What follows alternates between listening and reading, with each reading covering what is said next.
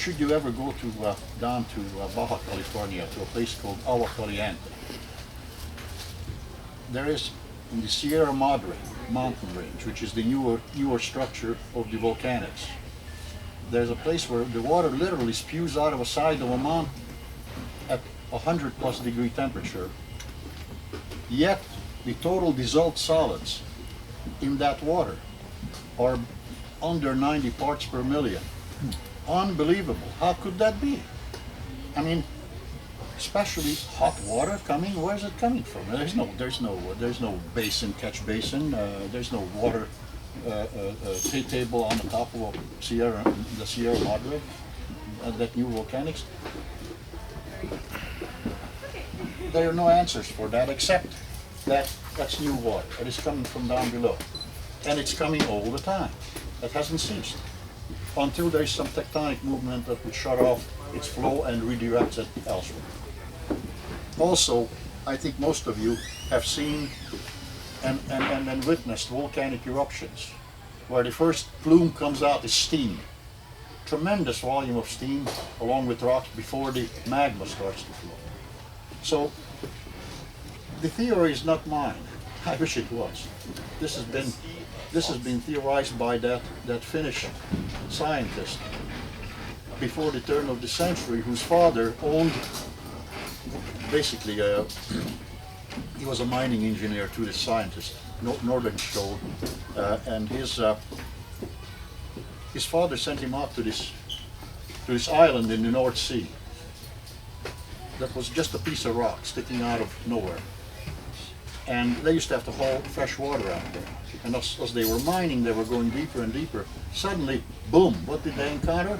Salt water? Should be. No, by golly, it was fresh water. Where did that one come from? There was no catch basin for that. That doesn't explain the concept of atmospheric water. That water fell from the sky and collected in something so you could then pump it out. It had to come from somewhere.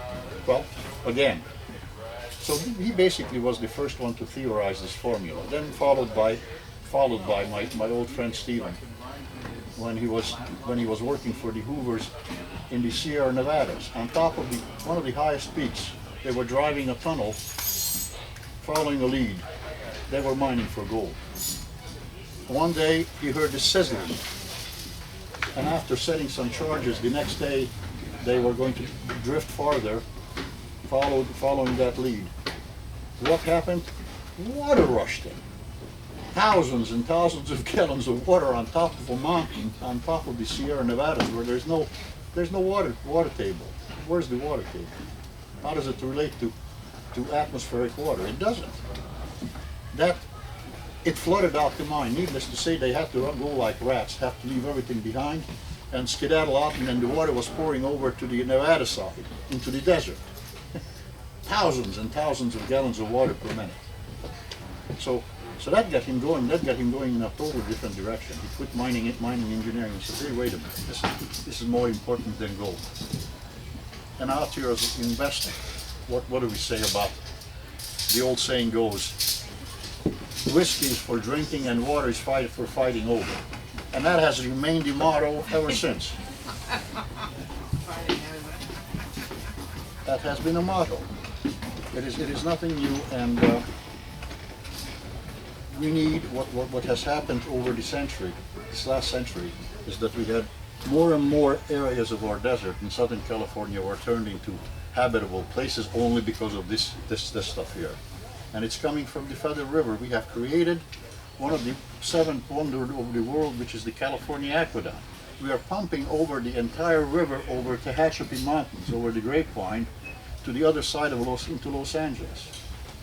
And farther on over, down into different reservoirs. In this one river that is being dammed up at Feather River.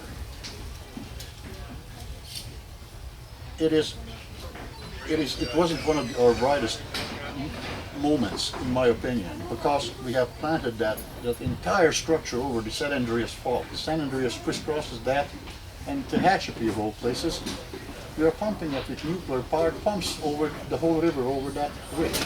One day we will pay a price for that.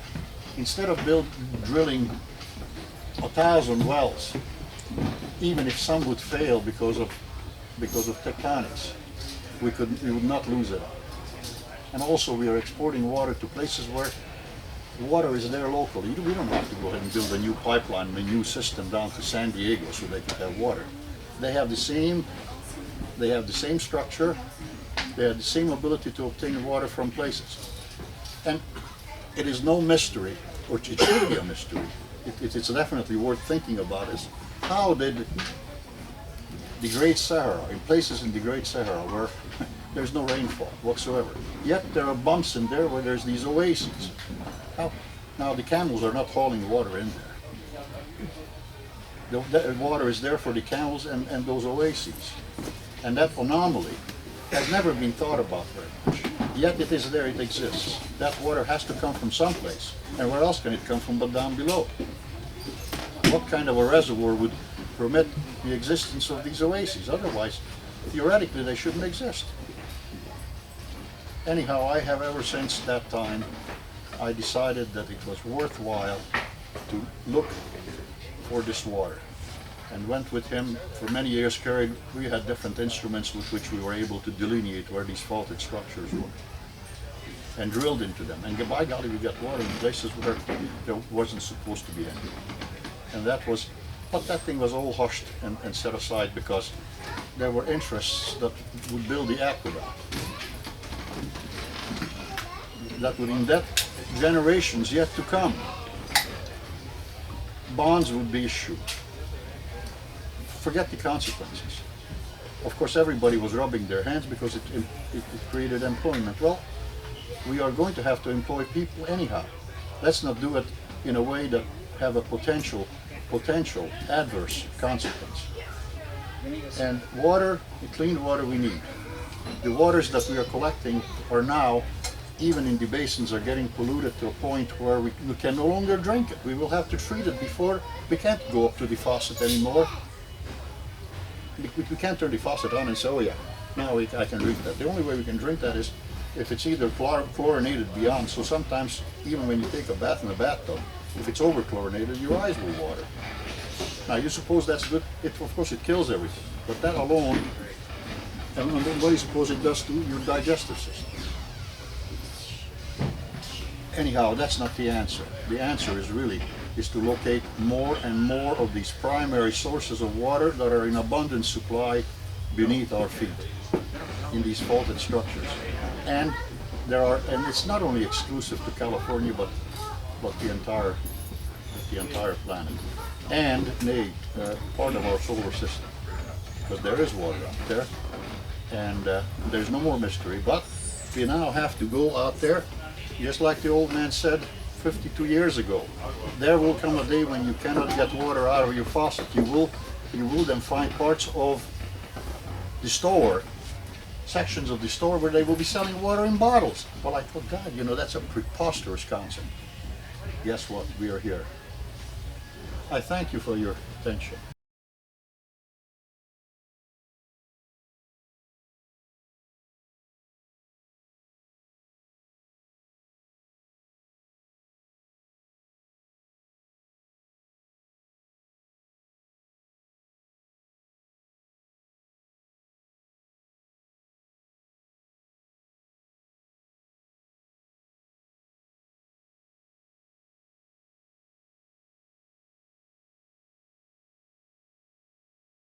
So I want to welcome you all to our friend Paul Pauer's celebration of life. It's hard to believe it's been more than 6 months since Paul's passing, and we're gathered here today to celebrate Paul Pauer and a life well lived.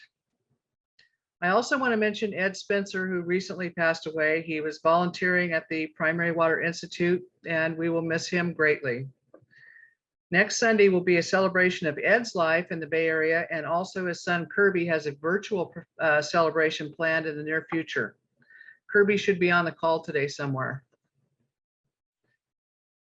We have some speakers scheduled who want to share a story or two about Paul, and we will begin hearing from them shortly. If you want to speak and are not scheduled, I will allot some time at the end of the list for y'all. first, I would like to go around the virtual room and just hear who is on the line.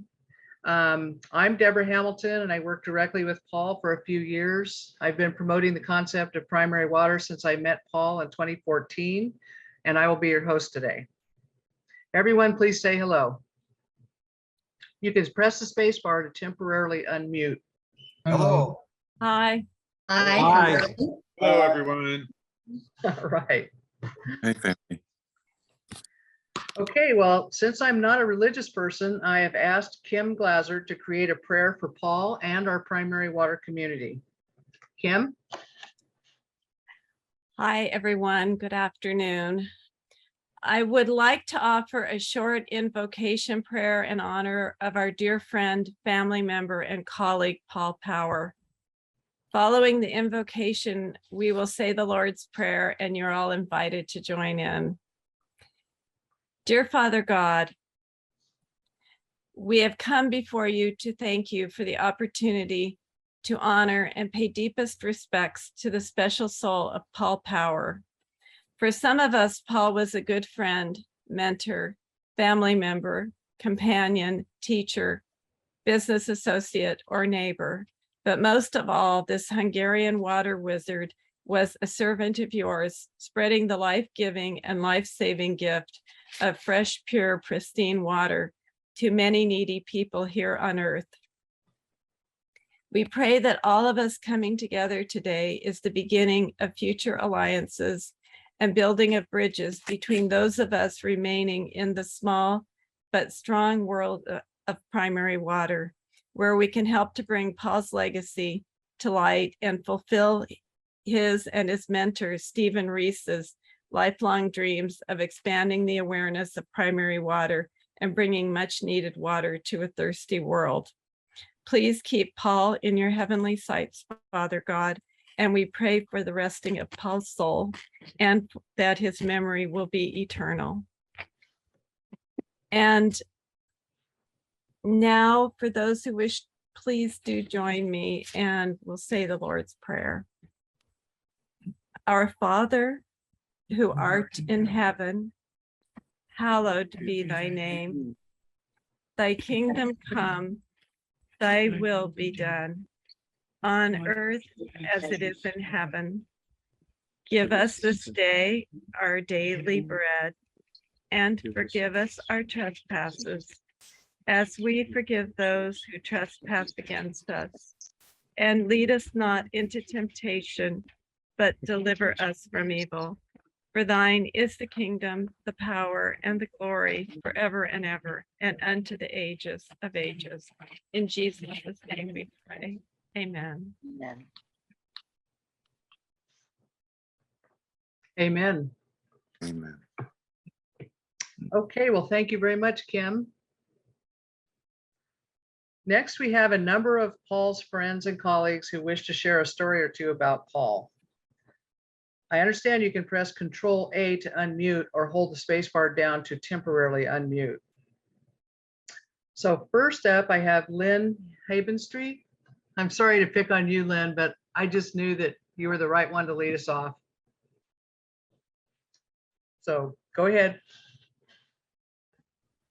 All right, thanks, Deborah. I tried that Control A, it didn't work, but that space bar trick is fabulous. I've been using Zoom for years and never knew that. All right. So, thank you for that. Well, you know, I don't know what to say about Paul. There's just so much to say. He was an incredible human being in so many ways. But I'll tell you how we first got started with Paul.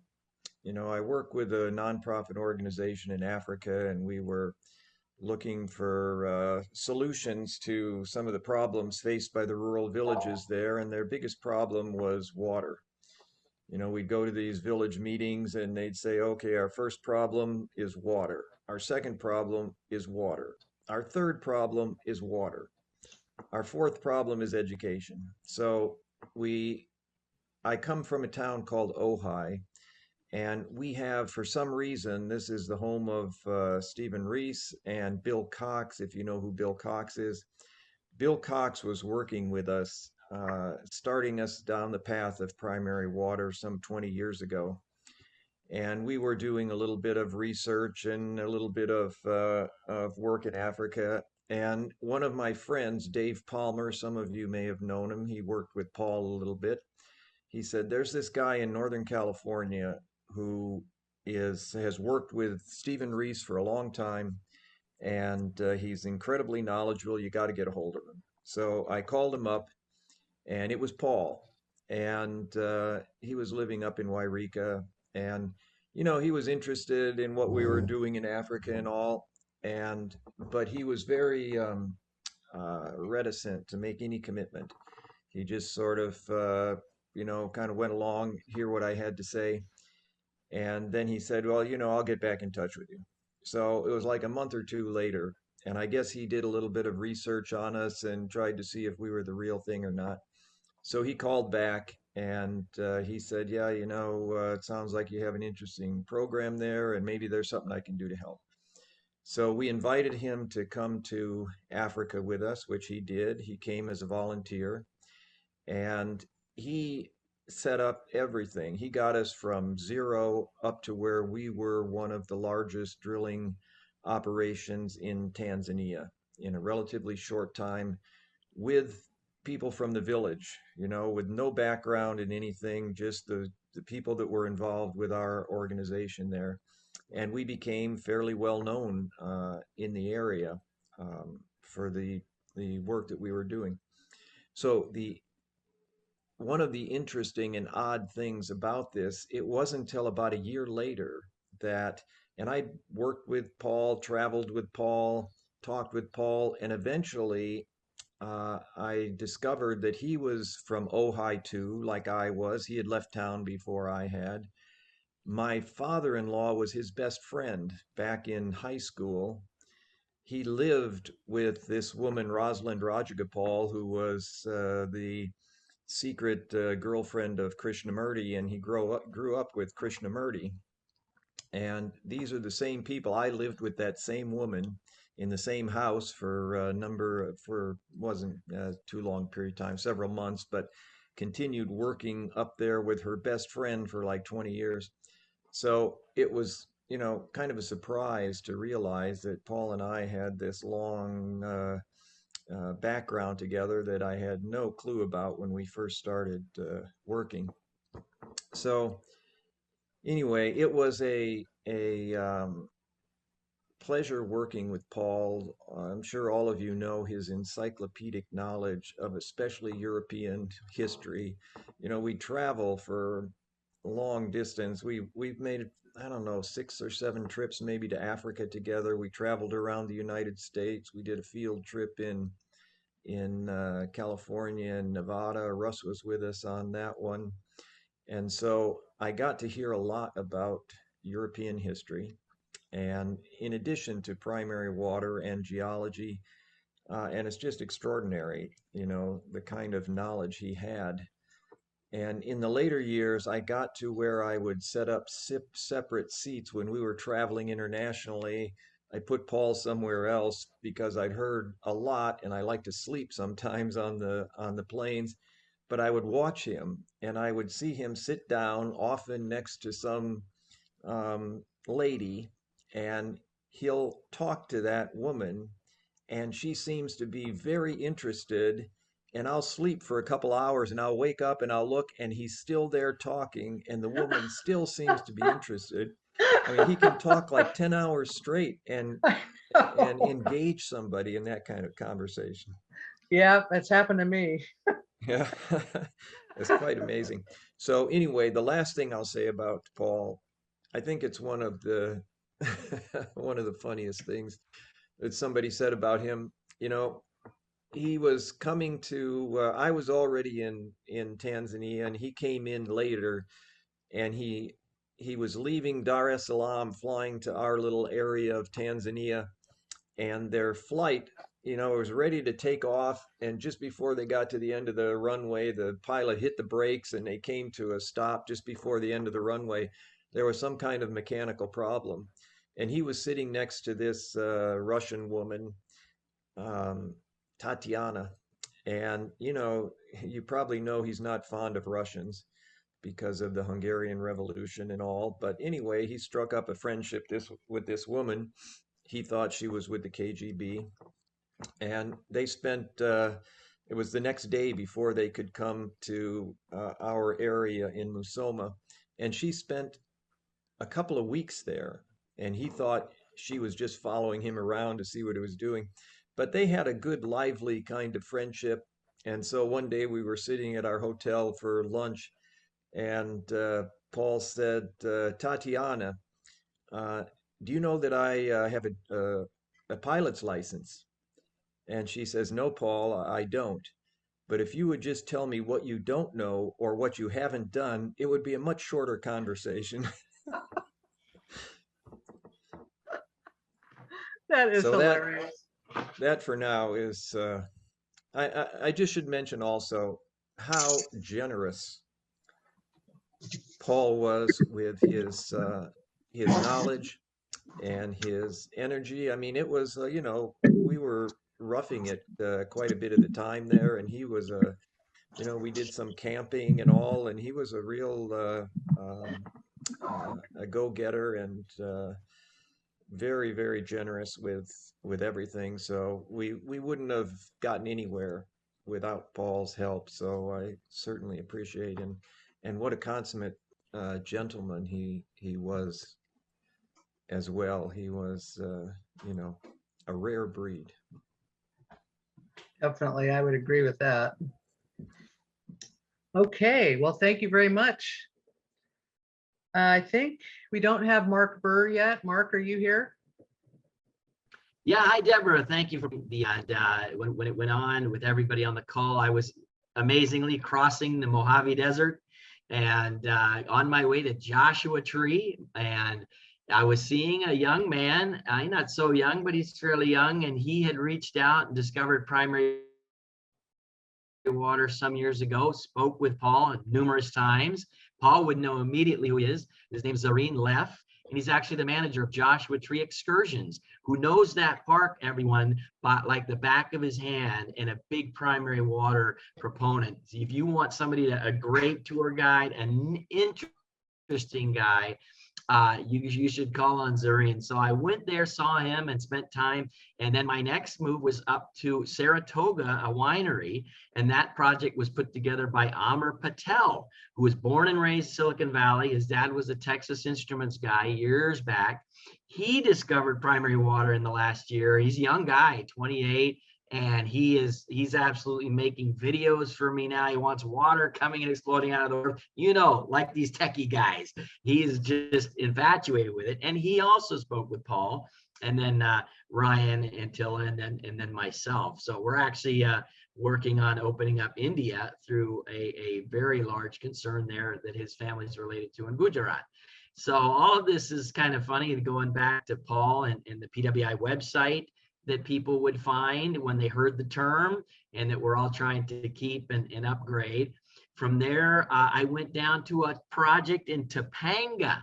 Okay, that's up above Malibu, up in the hills there. And this guy's name is Samuel Wu. He's actually from an old Taiwanese family, but an LA guy. And he had known about primary water for well over a decade and had spoke often with Paul Pauer. And so I think everybody now, like you and me and Wayne and Ryan, people are hungry, and they would go to Paul and try not to waste too much of his time, but ask him what he was doing and learn from him. And so obviously that's our goal now with the PWI, and obviously Primary Water Technologies, my company, actually in the field, bringing technology together to locate these primary water wells and continue the legacy of Steve Reese and Paul Pauer. So that was a neat little job up in the hills there. And I actually had dinner that night before with Mike Page. Mike is on the primary water resources team that are based out of Ojai. That's Ted Moore. And, during COVID, they had to pull way back, being California based, but they are going after some big projects, like they're talking at a high level in Las Vegas, for example. And Mike Page is just an amazing guy, USC geologist, and 25-year management empire. he has located more wells, honestly, maybe, than Steve Reese and Paul Pauer combined, because he's literally done it his whole life.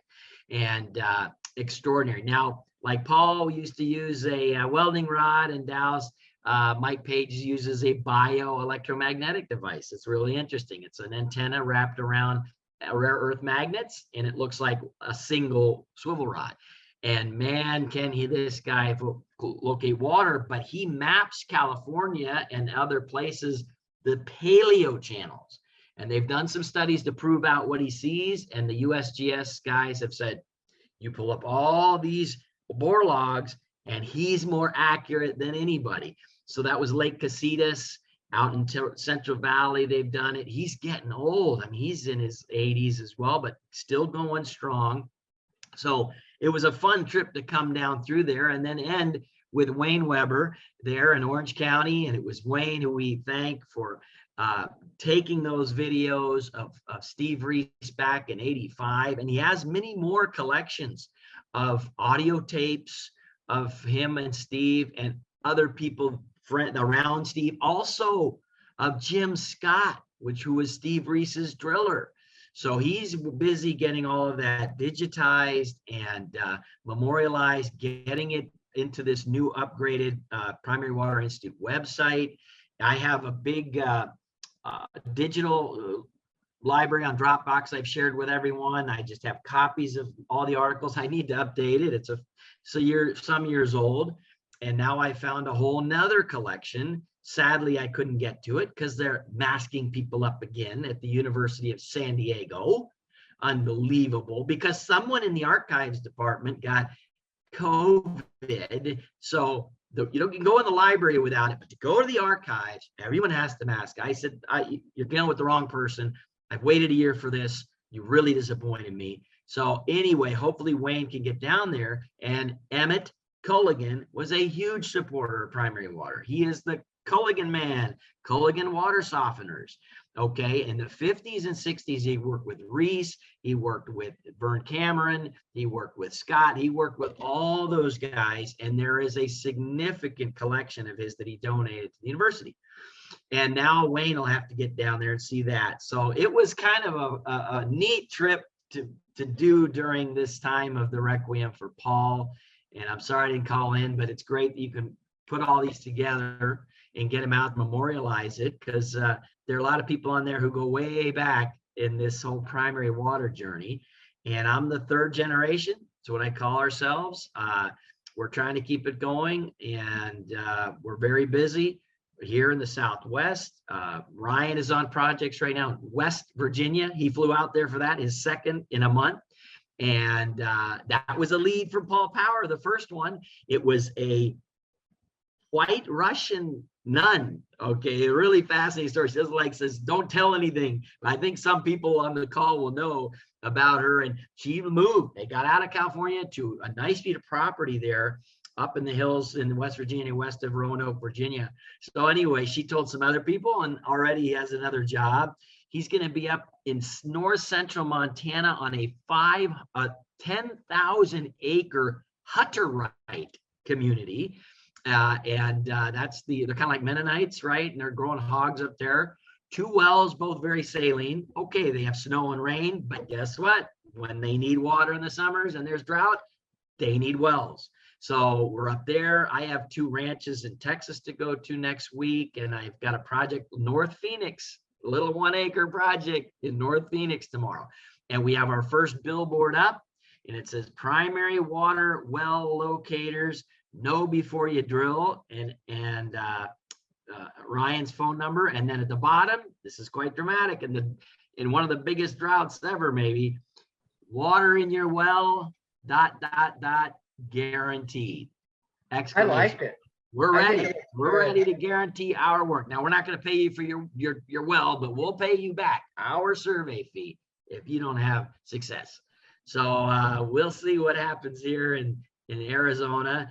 And we're staying, like I say, very busy. I go back to Dubai in September and launching primary water technologies in the field. We already have it set up in South Africa and in Mozambique, and then over to Madagascar, where we're working with Global Health Ministries trying to do a program like Global Resource Alliance, trying to get a programmatic rollout of the primary water paradigm and the buy-in of the communities, so it's sustainable. Not everything is, pumps are ripped out and solar gone.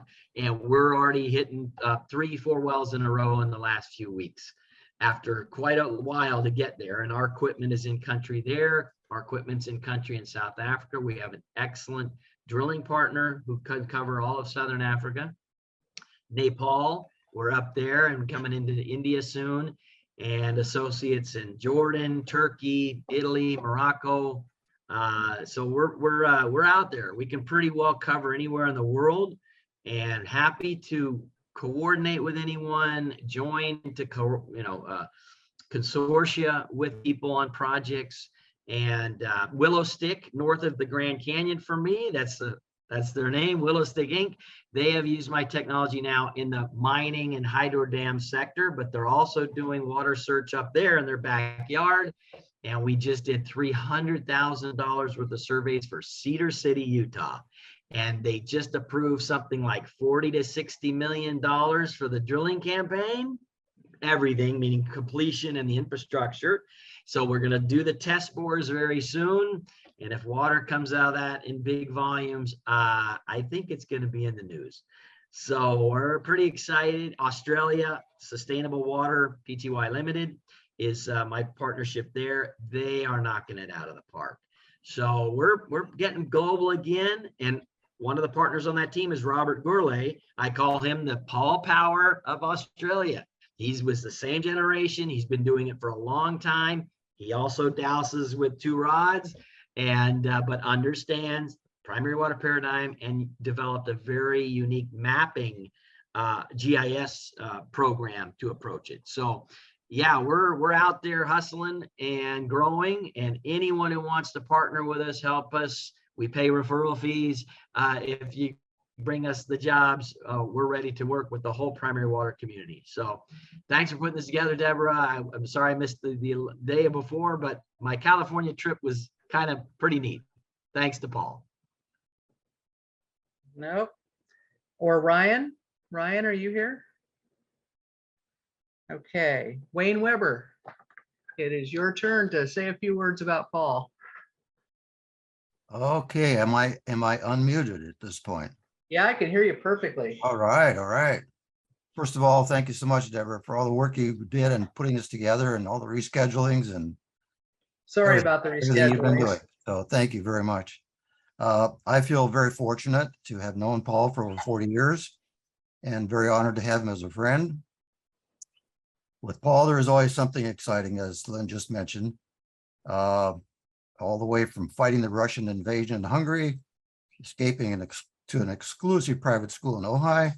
That's where he met Stephen Reese, who became his mentor. This led to Paul's sighting wells in Tanzania, Kenya, Mexico, Western United States, and ultimately tapping into the Garlock Fault, which was a very significant event in his many escapades.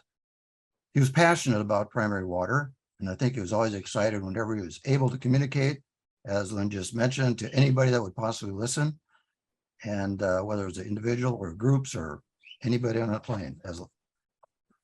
His passion extended to his involvement with drilling, the actual well, and observing the drilling process, which wasn't always progress. Sometimes this led to a few disagreements, but Paul could be very persuasive in his efforts. He was definitely a student of history, especially the Austro-Hungarian Empire. His knowledge extended to many details that are not in the history books. He always had many interesting experiences to tell. One of the many experiences that Paul related to me involved Stephen Reese and Herbert Hoover. After 4 years, Hoover resumed his career as mining engineer. This is when Stephen was working with Hoover as his mineralogist and involved with several mining adventures. They'd been out in the desert for several days prospecting and decided that they're going to spend a few days at the Hotel Utah, which was the fanciest hotel in Utah at that time. When the dusty travelers drove up to the front of the hotel in their Jeep, the bellman requested that they go around the back of the building to go into the hotel. Stephen asked the bellman if he knew who this was. And Hoover said, "Stephen, don't worry. I've been kicked out of nicer places than this." I think we can all assume at this point that Paul is now in a very fancy place and probably talking about primary water. So I think so. I don't think I'll ever stop talking about that. Well, thank you very much. So next we have Ann. Are you on the call? Ann Olsen?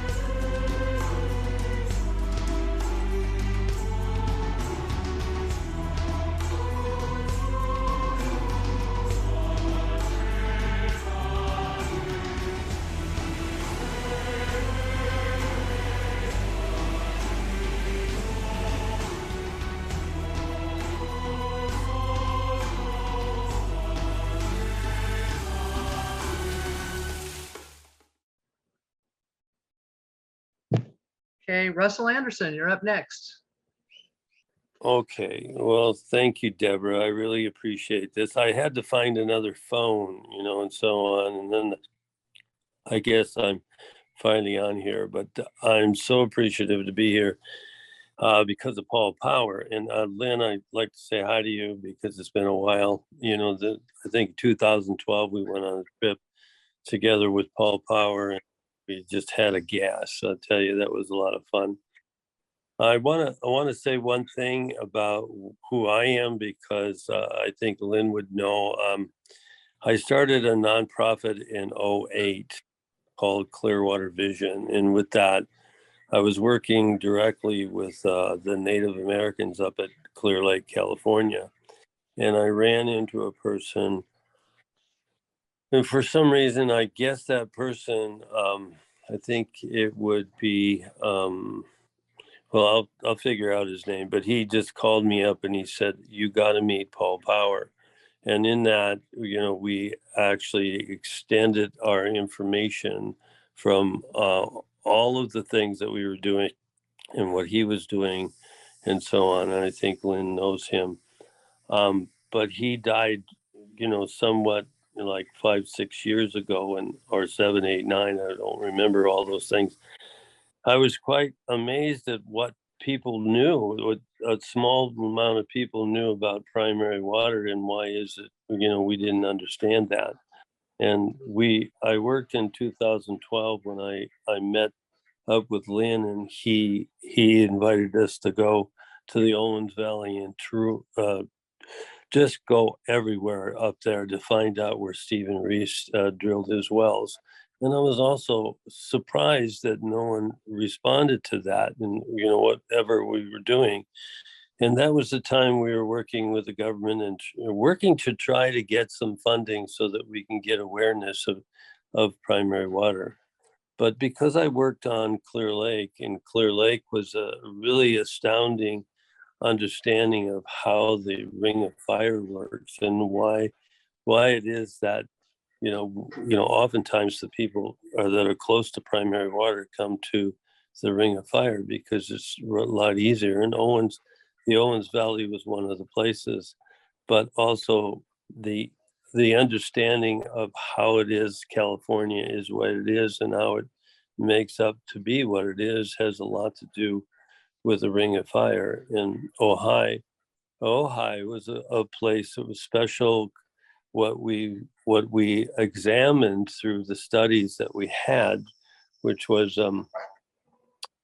the studies that we had were the Los Alamos studies that I had to examine to see if it was true or false. So in that, we've based all of our understanding about where water comes from and how, because we were closer to the magma, we were able to find out exactly the reasons how the earth worked and how the vortex technologies worked and how a volcano, we call it the last of the oldest seeable volcanoes.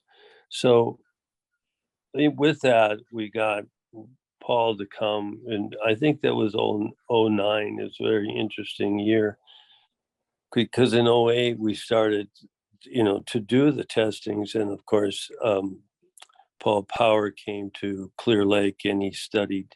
He was quite amazed at the rock formation and how old it was, and because it's the last of the oldest seeable volcanoes, we became more aware of what Paul was doing was finding primary water for the Native Americans there at Clear Lake. So we even found the place we were going to drill it, and even so, I had other people look at the whole place, and they agreed exactly that same place where we're supposed to drill a well to save these people's lives. We call it the restoring the wisdom of the oldest lake in America. And of course, in that study, we found that Clear Lake was the last of the oldest seeable volcanoes along the Ring of Fire before the Ring of Fire went into the ocean, which is now, more and more scientists are connecting to Hawaii and the rest. You're thinking about 3 million years ago. For some reason, Paul could mix right into that, and he examined it all, and we met up with the EPA. We had fights with everybody in town because they wanted to own that, that whole area. So it wasn't until Lynn asked us to go down and to study what was going on. We picked up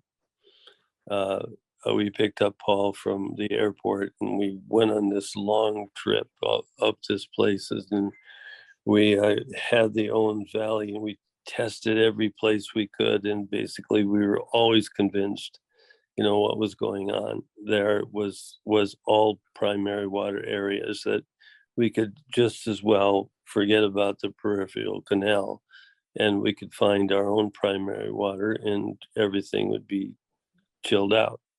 But that never happened, of course, and we're still struggling with the same thing.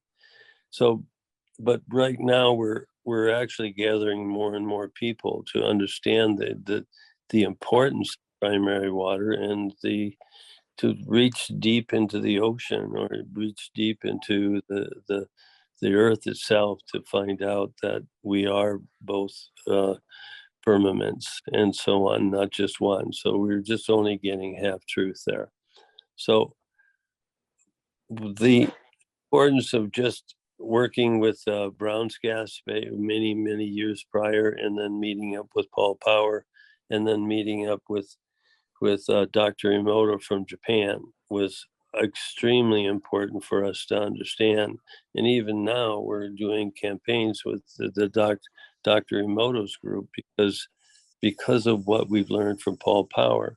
And when when Emoto came to Clear Lake, he explained that the water was just the most structured he's ever seen it. So what would that do? What was that? And why is the reason for that? So we got more deeper, and Paul Pauer would actually just have dialogue with me as I was having dialogue with Emoto. And the most interesting things and the discoveries that we had just by that dialogue, was extremely important. So we're still doing this. We've been 26 years of doing this, and then meeting up with Paul during half of that point was the most extraordinary thing that I could find to see and to explain to people. But like Lynn was saying, he was a very generous man. He would give all the clothes that he had on his back to you, and because of that, we were able to connect with the heart with the Native Americans there, And I still feel like he's still talking to me at this point. So in fact, I just believe that that's the answer. And he's always going to help all of us here to bring in a new world to everybody, you know. And so I'm just happy to talk to you, and I'll let go at that point. Thank you. Thank you. Oh, I see Ellen Brown is on. Hi, Ellen. Hi, Deborah. Sorry to be late. I had it down for 1 to 4. Oh, you did. I Oh, got that's Ed's deal. That's what that is. Okay. All right. So let's see. Next, let's go to Greg O'Neill. Greg? Hey, Deborah, thank you for that. And everybody, I don't even know where to start with Paul either. I think, in fact, it was through Lynn many years ago, back when Paul was living in Wairika, that I came to know Paul. And yeah, as you all have known, he's very generous about primary water and telling people about it and sharing the story of it. And from that point, I just, in fact, my lady is from Budapest. She was born there and came over from Hungary back when she was 3 years old. So that was something that she shared with Paul, and he would regale us with his stories and his love of Hungarian food and how he missed being able to have it. So we connected in that case. But I told him, I said, you know, we really need to carry on the work that you've done, the knowledge that you've gained over decades, create an institute. So we got the website going, and later on I worked with Hetty to do a little napkin presentation with the primary and secondary hydrologic cycles. And then she came up with this beautiful poster for this, you know, classroom teachers to present in their teaching to students. And of course, we've also got it on the website now, which is much appreciated. But there's still so much that's to be discovered, just as Russell was saying, you know, in the story of water. I've met Gerald Pollack and talking about the fourth phase of water, and learning about triboluminescence and that phenomenon, creating water. So much to learn. But one thing that I'll cherish is a phone call that Paul made to me, and he was all excited. And he was telling me about the 2 test wells that he had done at the Garlock Fault area. And he said, Greg, you know, it's over 6,000 feet up here, and both of the sites yielded water under steady pressure and volume at less than 100 feet from the surface. And he said, it vindicated his work as well as Stefan's work, you know, all of the knowledge and the theory of primary water. He was just so excited about that. And I thought, that's fantastic. You know, after all the good work you've done working with Lynn over in Tanzania and training the drilling crews over there, that what is it, Lynn? They've got over 80, I think it's over 80 producing wells now that the crew in Tanzania have drilled. No, we actually we drilled we drilled over 200. Over 200 now. Wow, that's fantastic. But unfortunately, not all those were good. Only about 135 are producing. No, they wouldn't be there though, you know, and the work wouldn't have been done if it hadn't been for Paul. You know, and working with you and believing that people deserve to have clean water. And in fact, I've got a good story here too that I think you can all relate to. That back in 2020, when they, or actually, excuse me, it was back in 2018, they actually had these 24 fishery eruptions in the East Rift zone of the Big Island, Hawaii. And there were 3 geologists, volcanologists with their PhDs that were studying taking lava samples from those fissures. And I contacted all three of them, and I told them about Paul's work and primary water, and said, gosh, you've got this great opportunity to go and examine and analyze those lava samples for proof of water content in that lava, or to use your spectral analysis and check the gases coming from the craters and, you know, for water content. And not one of those people responded to my email, not one of them. So, you know, we've got an uphill climb still. You know, Paul, bless his heart, spent decades trying to convince people, but we have to keep on. You know, it's for him, for future generations. I think we all of us owe it to him to gather as much information as we can. I promised him, I said, if I get a chance to give a permanent home to the Primary Water Institute, I'd do it, because I feel that we need to have a museum to commemorate and to share his life and what he did and all the work that's been done, you know, like from Wayne and from Lynn, you know, all the work that you guys have done, Russ, you need to kind of keep those records. And if we had a museum where we could dedicate it to Paul, you know, to his memory, and to Stephen Reese, and have a research center that could carry on doing, you know, what needs to be done to go and provide evidence for the global community. You know, I mean, right now, Iraq and Turkey are having an increased stress level over the water in the Tigris and Euphrates rivers because the water levels are dropping. You know, I mean, how many countries right now, or gosh, even the Jordan River, 5 countries that are claiming water rights there. You know, Colorado River, and then we're seeing Lake Mead now dropping down to dead pool. I mean, these are critical, you know, issues, and all of us, I think, are in agreement that, you know, primary water is the key, and something we have to really step up and say, hey guys, you know, there is this viable answer. And Mark, you know, with his primary water technologies, has got the scientific instruments that were able to confirm what Paul would find in studying topographic maps, and you know, all of the stuff that he shared with us, you know, his knowledge of hydrous minerals, and being able to pick up, you know, going on to Google Earth and looking at a site, and he could pick it out for us, you know, where the best places to drill were. And then Mark Burr steps in with his primary water technology and says, hey, you know, Paul is right.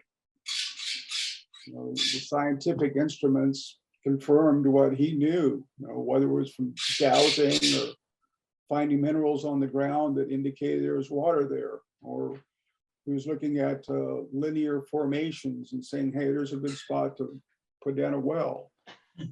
So in any case, I still miss him. You know, I know he was heartbroken when the fire took his home there in Talent, and he had to go and live with his cousin. I mean, it just, that was like the last straw. And, in any case, he will be missed. I miss him certainly. Anyway, I'm done with my talk. Thank you, Deborah. Thank you. Thank you very much. Okay, so moving on, we'll go to Barbara. Did you want to say a few words? Barbara Wiseman? Hi. I actually hadn't planned to, but I certainly could. Thank Oh, you. okay, wait, great. Thank you for asking me. Yeah, you know, I met Paul, actually tripped across him on the internet back in 2013, and you know, saw this theory of primary water, and my flaps immediately went up, because you know, it became obvious that if this was true, if this theory was true, that it was honest to God, the solution to the world's water problems. And so I contacted Paul, and we talked. We had some great conversations. We worked on various projects and did some, had some. He was, as you all know, a wonderful teacher. I mean, he was constantly teaching his knowledge and sharing his knowledge.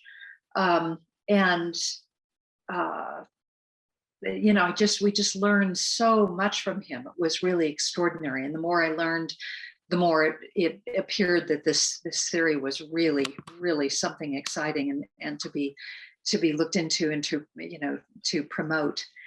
So he introduced me to Lynn, which was a wonderful experience. And we sent a couple of people to study under Lynn in Tanzania for a month and to help out over there and just get more reality on what this was about.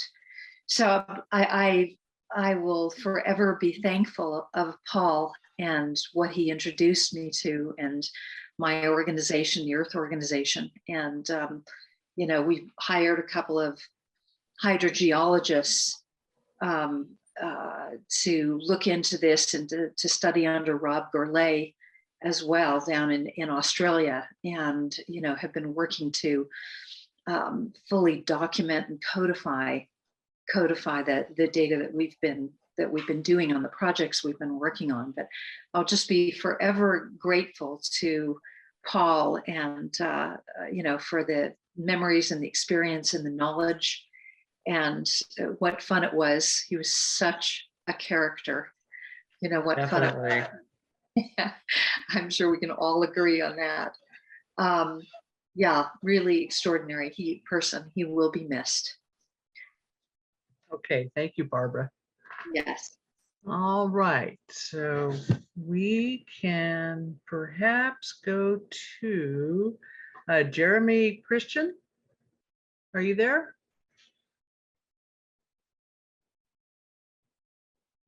Jeremy?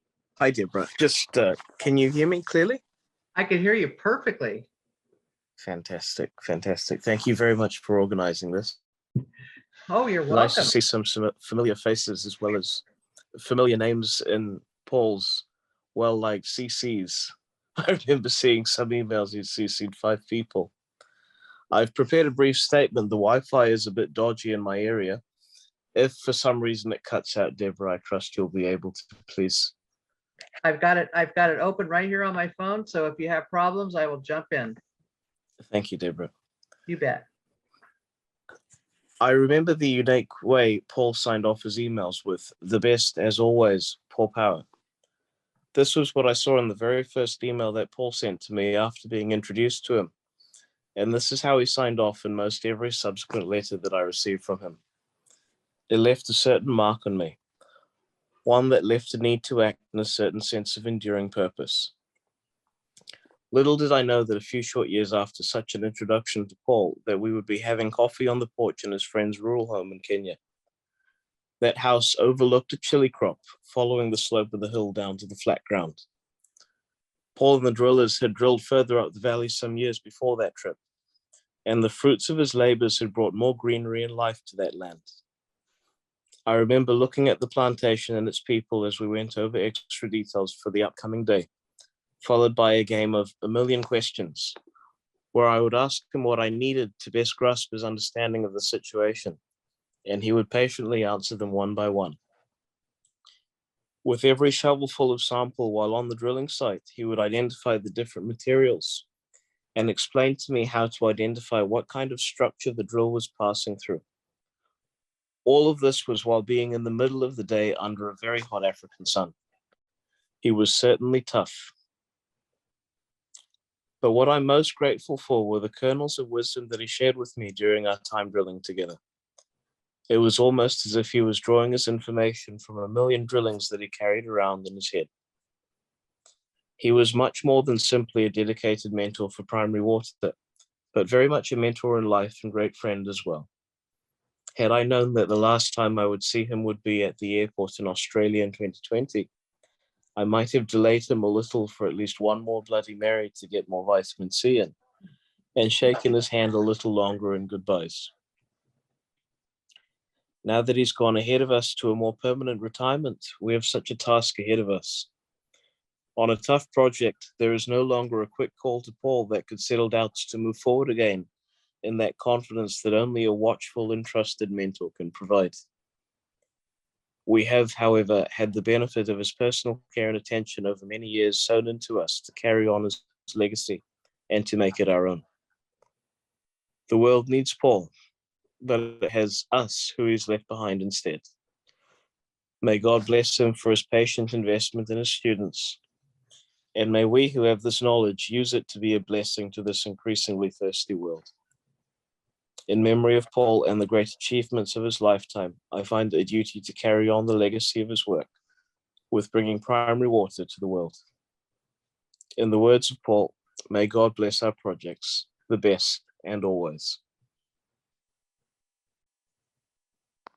All right, thank you, Jeremy. You sounded perfect. All that worry for nothing. That was very touching. That made me cry. Thank you, Jeremy. That was well said. Thank you very much. Okay, next, Kim Glazzard, are you ready to go, my friend? I got to unmute yourself.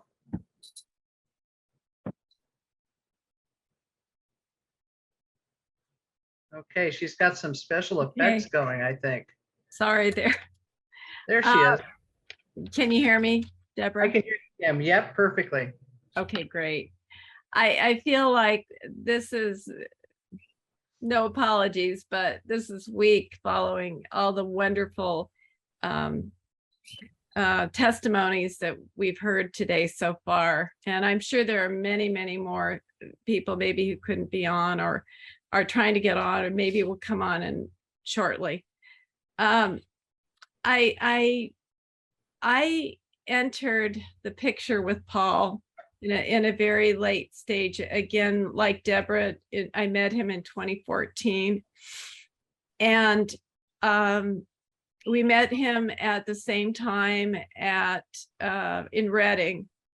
I didn't have the opportunity to work as closely with Paul as Deborah and other people, obviously, on this call. There's no question. But I do have a bit of environmental science background, and so we had that commonality, and he understood that I understood the concepts a lot about primary water. And so he was constantly willing to teach me and give me information. And we developed a really, really close relationship, particularly toward the end. Of course, I've been still working in normal work. And it was kind of a thing where once I retired, hopefully, you know, I could go on some drills with him and things. Unfortunately, that never happened. But it was one of my dreams to really expand and be able to help carry on his legacy in a stronger way. I do think I think I have enough background that I can still be of value in that way at some level, you know, with some guidance, etc. But the other part was that Paul and I, in addition to the primary water, Paul and I shared two other really deep bonds. And as a lot of you have touched on, the most important, I guess, was our love of God and a deep reverence for the fact that primary water is, to me, and I believe this is a lot where Paul was coming from, it was a gift from God or from the heavens, from above. And what I really appreciated was he so respected that gift, and he so honored the fact that he didn't take it for granted. You never heard him even take for granted when he was digging wells that he would find the water. It was always, you know, with God's grace, that he would be able to do, he would be successful And I think that is partly what made him so successful. And I didn't know Stephen Reese, obviously, but I'm guessing that some of that came from Stephen as well. And that I just really appreciated. He didn't take advantage of his knowledge. He didn't take advantage of the fact that there's this incredible resource under the earth, and that is available to our world. But he, had that deep reverence and respect for the water. So that was, the first thing that I really noted with Paul, and I so appreciated. And then the other thing that we shared as a really deep bond, as many of you have alluded to as well, was our love of the area of the Balkans in Eastern Europe. And I personally have, I go to a church that's a Serbian Orthodox church. And I have really, even though I'm not Serbian or Eastern Orthodox, or not Orthodox, but I am Orthodox, but I'm not from Eastern Europe at all. I just have a sense of that knowledge of that area that it just resonates with my heart and the culture of the people. And so we had many conversations where he again shared a lot of his knowledge base, and he was constantly teaching me. I mean, we'd be on the phone, he'd say, Kim, look this up, Kim, look that up, so I'd look up different historical things that he would share with me, particularly between Serbia and Hungary, and that those bonds and things, and historical overlap, because those areas, if you're familiar, there's just been a lot of transition of countries going, one way or another way, or, sometimes they're this country, sometimes they're that country, and land just shifts between all these countries all the time, or a lot of the time they have through the centuries. And anyway, I can't tell you how much I appreciate it, as many of you have alluded to, everybody's alluded to and said, just Paul's willingness to share his information, his love of life, his love of constantly. And when I would talk to him, and I'm always concerned about his health when I call him and check up on him, or he'd call me, how are you doing? Oh, I'm still upright. He's constantly being positive. I think the very last day I talked to him the day before he passed, and that was the only day that I heard him say that he was not real happy at that point. It was not good. And I think he struggled a lot. I think toward the end, it was very difficult for him. I wasn't going to say all this, but I think it was difficult for him not to be able to function as well as he was normally used to. And I think he got caught up a little bit in the medical system and in, the hospitals and things like that. So, it was sad for me, because I felt that there was things that maybe could have been done to help him, and he could have, his health could have been a little bit better toward the end there. But it was hard because it was so long distance. He never wanted us to come up. He never wanted us to go out of our way for him. I do have to say that our friend, Dr. Schwankowski, Dr. Donna, she sent him up food one time, and he was so thrilled with that. He's all this food that was really good, and he just made his week, because it lasted a long time. But anyway, I felt just very blessed to know him and to have had him in my life. And I have to say, it really has been one of the biggest shocks to me to have him be lost at what felt like quickly, even though I'm sure it wasn't quick to him. Because I know he was struggling toward the end. He was struggling to keep mobile, and struggling, on many different levels, but physically, I think. But he was a blessing to this world, and if there's anything I can do to help spread the word of primary water, I have done all I can, and I will continue to do it. And I would love to even meet with some of you, or even if we can't meet in person, talk by phone or other kind of calls like this, because I think you all have wealth and wealth of information that I think I want to be sure gets, documented and captured. And of course, I'll work with Deborah, and we can see it. And I would love I'm one thing I am good at. I am good at kind of manifesting. Well, I shouldn't say I am good at it. God works through me sometimes to help manifest things if it's the right thing. But I think a primary water institute, a permanent place for that would be a miracle. And I'm willing to help see something like that come to fruition. So, if anybody wants to reach out to me, please do. And through Deborah, because Deborah and I work well as a team as well. And anyway, so, and thank you all for being so much of blessings and being in Paul's life, and just loving him the way I think the rest of us do, and just being the special people that you are, and carrying on his legacy. That's what I'd like to say. And I do want to say that we have here also Dan Altstadt, who, Dan, can you show up there a little bit for a minute? I'm there. Kind And of showing, coming and going. you're coming and going. It's hard kind of because we're in kind of a close space here. And Richard Lee also. Richard, do you want to show? We're at Richard's right now. And Hi, Richard. We can see you.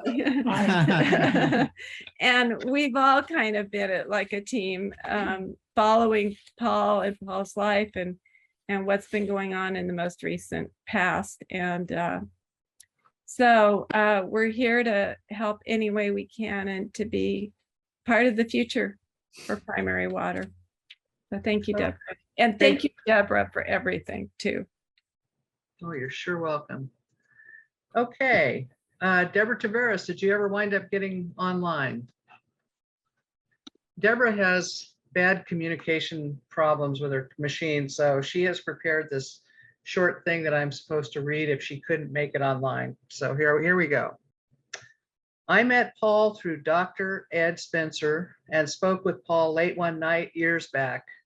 That call was a major shift of understanding of the water facts for me, exclamation point.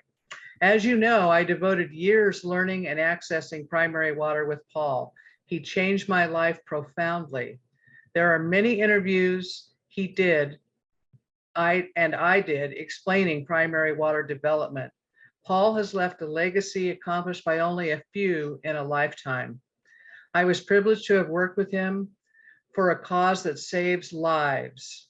I will forever admire and respect a man whose goal was to access and complete the process of a working primary water well from start to finish. Paul lives on in the water truth. So this is from Deborah Taveras from stopthecrime.net and primarywater.org. And she says, please honor Paul by listening to the many interviews he did on many different radio shows.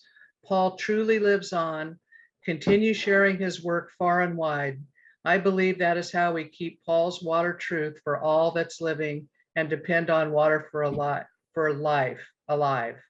Rest in peace for the truth you shared with all that would listen. Deborah Taveras. Pascal, are you there? My name is Pascal Olo Odienge.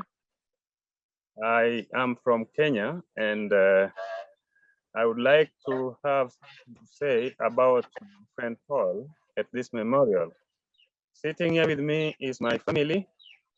To my left, in the front row, is Cyprus, my wife. And right behind Cyprus is little John Pascal. And right behind me is little Maria.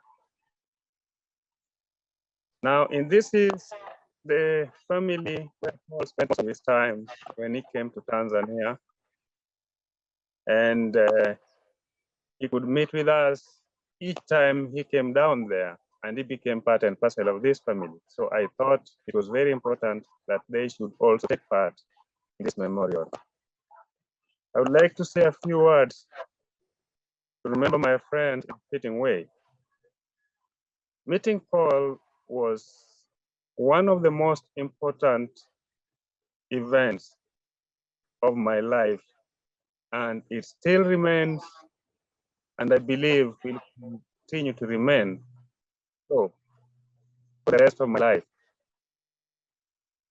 We met with Paul in the year 2009 while I was in Tanzania, and the whole family was there. Maria was not yet born when we met with Paul. And we became fast friends right from the onset. And Paul really was a very, very unusual man, because when we met, he liked me from the moment we introduced ourselves, and that friendship grew. And out of that friendship, he started talking about what he was doing in Tanzania. And that is how I came to learn for the first time about primary water and what Paul was doing in Tanzania for Global Resource Alliance, Tanzania. In fact, it was Paul Pauer who introduced me to Global Resource Alliance Tanzania's boss, my former boss, the president, Lynn Hebenstreit, who later on employed me on Paul's request so that he could train me his method of finding primary water. So we spent a lot of time from the time Paul made that joke about how I should be using my eyes.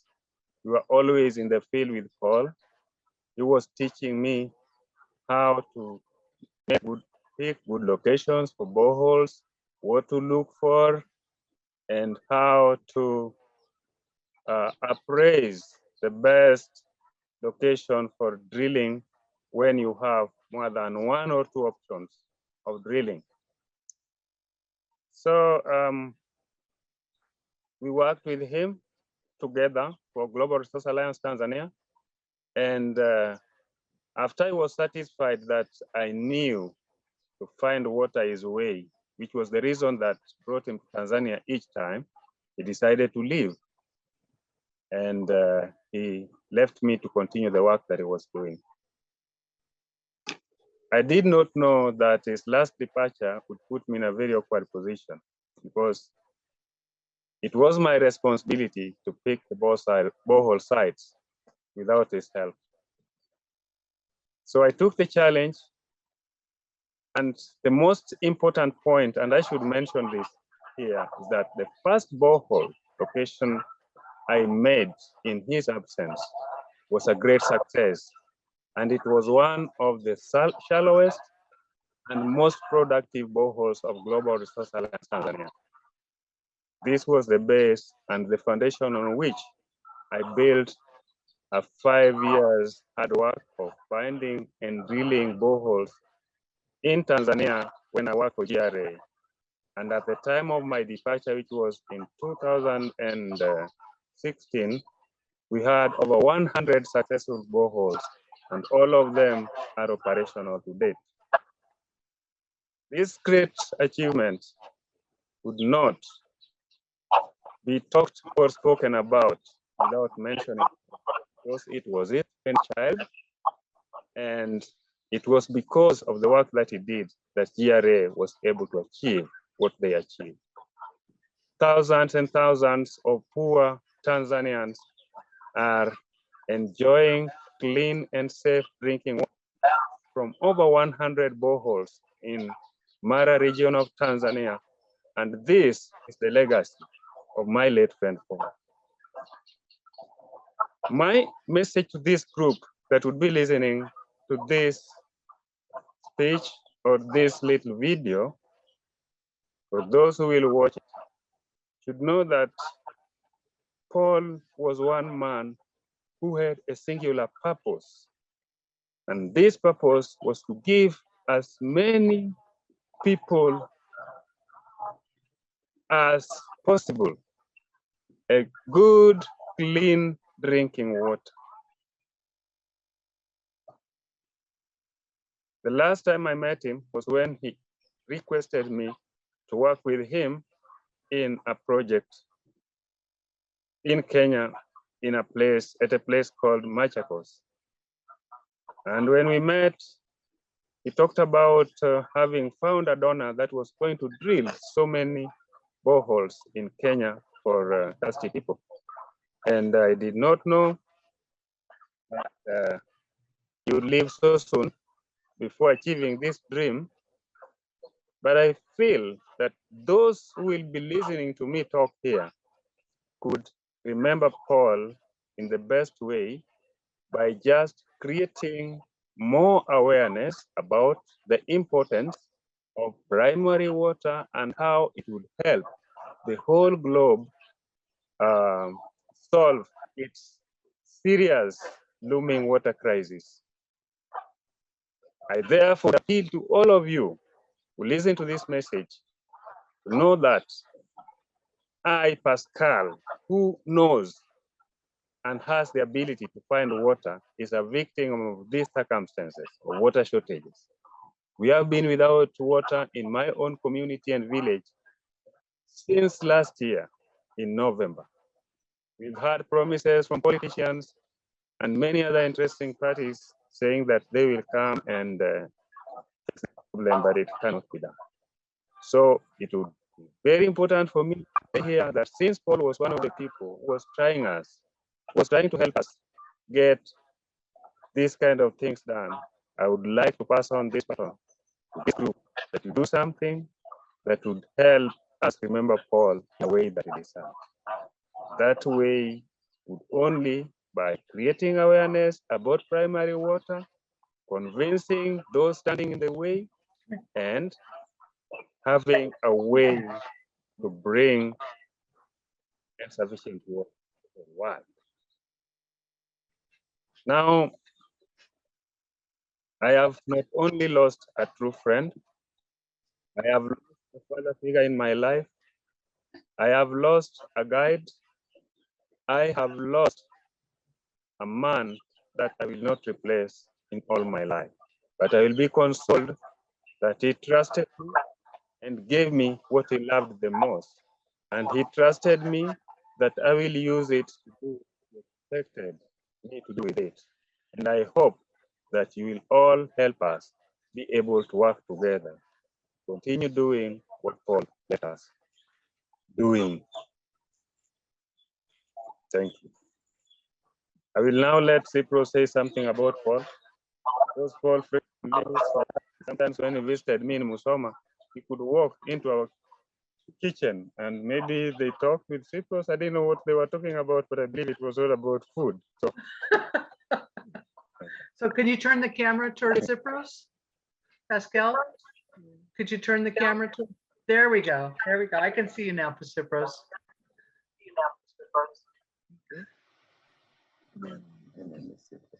My name is Cyprus Pascal, and I have a few things to remember my friend Paul with. Paul was a great friend of mine after knowing him through my husband. And Paul was a great guy. Whenever he came to Tanzania, he had to visit. He visited me several times. He could encourage me in my marriage life. He could tell me to live strong for my family. And I remember when my first daughter, Maria, I had a daughter who had congenital heart disease. When Paul realized this, he really encouraged me. And he tried to find ways of how I could help my daughter. The first time my daughter passed away, I called Paul and I found him. He really consoled me. And he told me to be very strong. And the last time I talked with Paul was around 2019, when he promised to come and visit me back here in Kenya. But unfortunately, he did not come. May his soul rest in peace. I really missed a great friend of mine. Paul was my personal friend. Thank you. Thank you, Cypros. He was a wonderful guy. Yes. Paul us to lean, and we have you because of Paul. Paul did a lot in my life, and that's why I am who I am today, because of Paul. May his soul rest in peace. Thank you. Thank you. Yes. I have something little to say about Paul. Paul was like family. I remember when I was in the second grade, Paul used to come to our place time to time. They used to sit down with my mom and dad, and they had very long conversations. Sometimes the conversations would extend up to late in the night. Then my dad would escort Paul back to his hotel. But Paul was a very special man. He used to tell me and my little sister very fascinating stories. I can remember one of the stories that Paul told us when we were very young. He told us a story about the lions in Hungary, and another story about people in Hungary who ate snakes. Then I asked Paul, have you ever tried a snake too? Then he confirmed to me that he has eaten a snake too. So I was very scared. Then I kept staring at Paul, imagining on the day he was eating snake, how was his face even looking? But Paul was family. And when I was back at school, my dad told me that Paul had passed away. I felt very bad, and I really miss him. May he rest in peace. Thank you. I personally didn't get to see Paul, but I've seen so many photos of him with my father. And I have always heard Mom and Dad talk greatly about him. May his soul rest in peace. Deborah? Yes. It's not easy on me and my family. Yeah. And with you, maybe to help us make a different video another time. For us, it is not just an interview. This is we are attending Paul's last memorial service, and for me and my family, it's always difficult because of the way we attach to him. So I believe this may not come very well, but we can arrange again and have another shot. It's a big breakthrough because we didn't think that we get to have meetings with you. I think it's the most practical way for us. We're going to discuss things. You've seen my family, you can see everything. Yes, I would like to take this opportunity to thank you too, my friend, for your sacrifice. Since Paul handed this baton over to you, kept this family going. Done everything this family. We did nothing. We work hard, but you made us work hard. We do everything that we could do to stay afloat, but you've made it so easy for us, my friend. We're very grateful. We're praying for you. And we hope that even after Paul has departed, you'll be able to do something with this primary water business somehow, even though now it may seem not to be so easy. But I think God will open a way, my friend.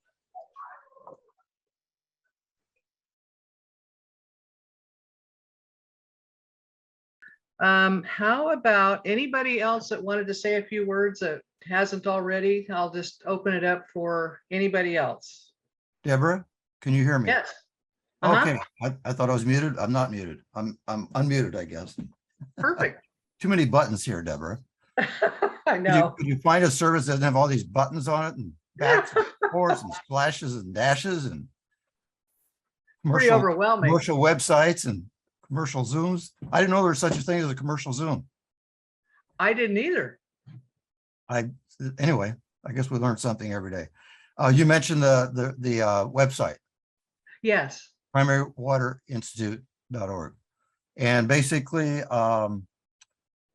there've been a lot there. We found out a lot of things about it that we're not going to allow it to continue the way it was as a nonprofit as far as receiving donations, but it will stay up as a it'll stay. The website will stay there as it is.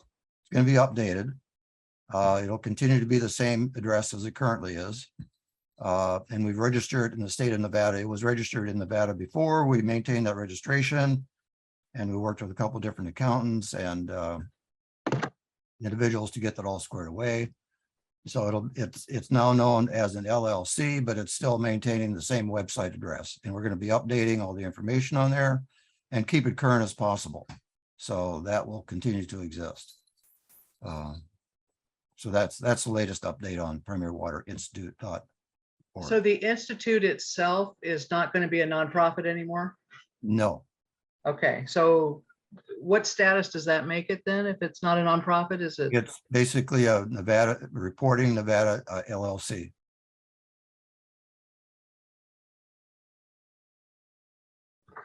Well, I have something special. I guess we've got all the people that wanted to talk. Are you all done? Anybody else have anything they'd like to say about Paul? I could say a word or two. Okay, Ellen, go for it. Well, I only met him once when he was down in Los Angeles and we went to dinner, and that was cool. And but we talked on the phone a lot, and I wrote a couple of articles, and I'd written an article earlier on the Great Man-Made River Project of Libya. So it was all really interesting, but from my point of view, it was all research because I never saw a well or anything like that. But I did think it was mind-blowing and really cool stuff. And I introduced it to the National Infrastructure Bank Coalition, which is Alfeca Mutardi's in charge of it. And there was another man who in San Diego who worked for the water district, and he said, oh no, there's nothing to it. And he cited these old studies, from the 50s or whatever. But Alfeca, who's in charge of the National Infrastructure Bank, was interested, and she's still she's promoting it and it clearly is needed. I mean, we're in desperate straits, particularly in the Southwest with all this drought we've been facing. So I'll keep pushing it there. So, and thanks, Deborah, for all your work and everybody's work. That's great. No problem. Hey, Deborah. Yes. Deborah, this is Robin, just real quick. Okay. Yeah, go ahead. Yeah, okay. So out of Washington State, I never met Paul. I ended up, I know I made calls to Deborah and or she to me, and he would be there on another phone or another line. So they certainly were a very close camaraderie there. Quickly, the time that I did talk to him on the phone was when here in Washington, they, what year was this? Forgive me, folks, I couldn't tell you. I want to say 2014, 15, and they were declaring a drought, just flat out upright drought in Washington State. And of course, there's penalties and things that you have to do. You can't do this or that. And so, of course, I really shot into trying to connect with him. And there was a meeting with Thurston County and their water hydrologist. I believe that's what that's called, geohydrologist. That's that Steve character, right? Steve Newberger? No, that was another one. That was another one altogether. But no, this was a meeting. I don't know, maybe there was 15 people at it, represented by the special contract that Thurston County paid to have this geohydrologist come in and tell me. I brought up juvenile water, what Paul had said And oh well, certainly I didn't bring it up, bring it up word for word, but talked about his sight and that, what was the consideration for that? Absolutely. Wow. Just dissed. That is DISS, whatever the heck that means, that no respect, no consideration. And I believe that it was because they said, no, that's not real, period. It just doesn't exist. So he panned me. It went on kind of like I'm doing now. He panned me in about 3 minutes. And I called Paul back, or I talked to him again over the phone, and he said, well, I'm not going to spend any time talking to people who are ignorant, or he just snipped it. And I'm like, I hear you, dude. I can hear you. I wish to God he'd have been there to shove this guy's valuable information, in quotes, where the sun don't shine. But it's too bad. But that was Thurston County. That was my shot at Thurston County and juvenile water. There were from that other groups that started up, and they got my bad. They got this email, so I don't know if any of them are around on this call. But he was a cool dude. Absolutely cool. Absolutely. Thank you. And Deborah, awesome. Fantastic job. I love the pictures. Thank you, Robin. Okay, so now I'm going to plague you with my little video I made for our little gathering today. When I heard the folk song, the old folk song, Cool Water, I started thinking about how it could be adapted to be about primary water and Paul Pauer and Stephen Reese. That was about 5 years ago, and I eventually rewrote the song, and along the way, my friend LT Bobby Ross performed the new version for me. I didn't do anything with it again, I just let it lay there, but then when Paul passed away, I was finally compelled to do the video portion. So I thought I would bring it to you here today, and what you have to understand is the lyrics are Paul talking to Steve. I hope you enjoy it.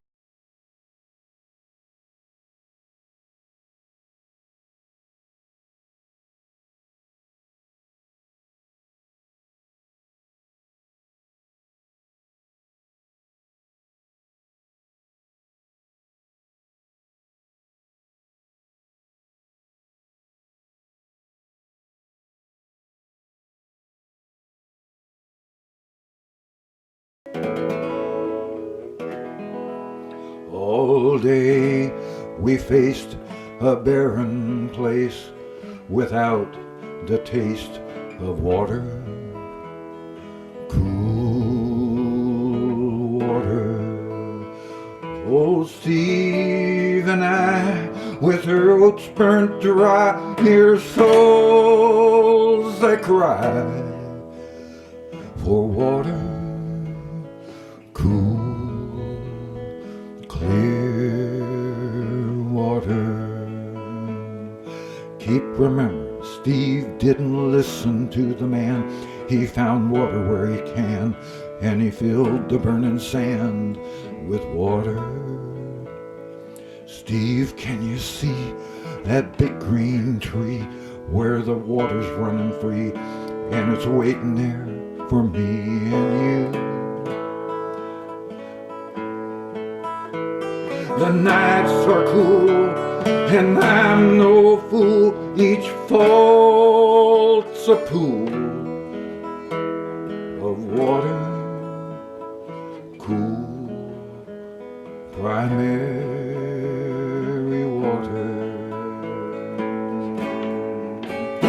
But come the dawn, he'll wake and yawn and carry on to drill for water, cool, primary water.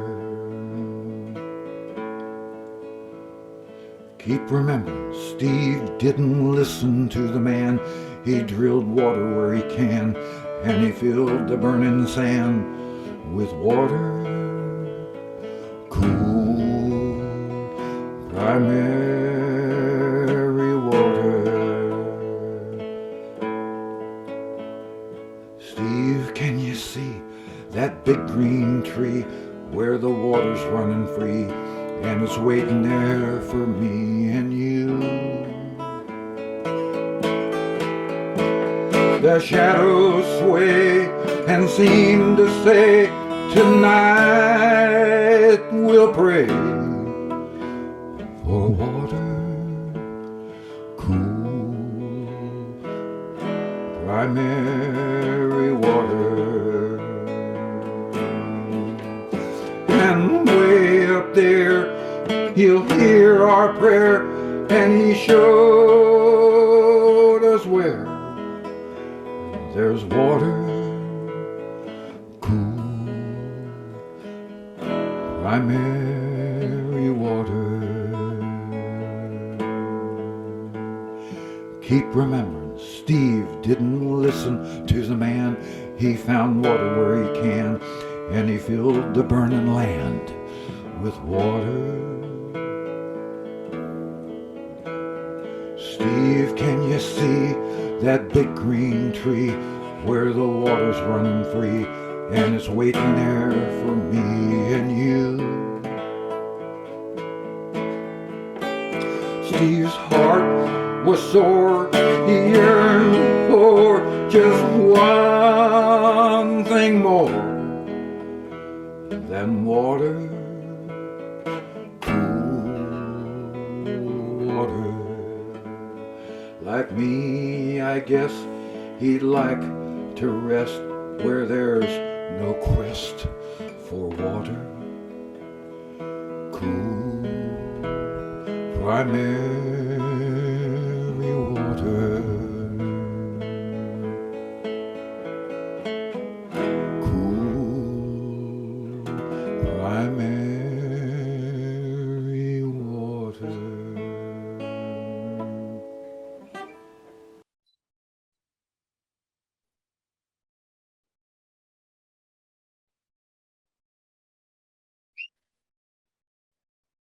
Reese was 80. Nice job.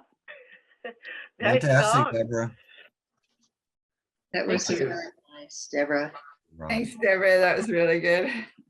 Thank you. Very nice, Deborah. Very nice. Thank you, Deborah. Thank you, Deborah. Oh, you're welcome.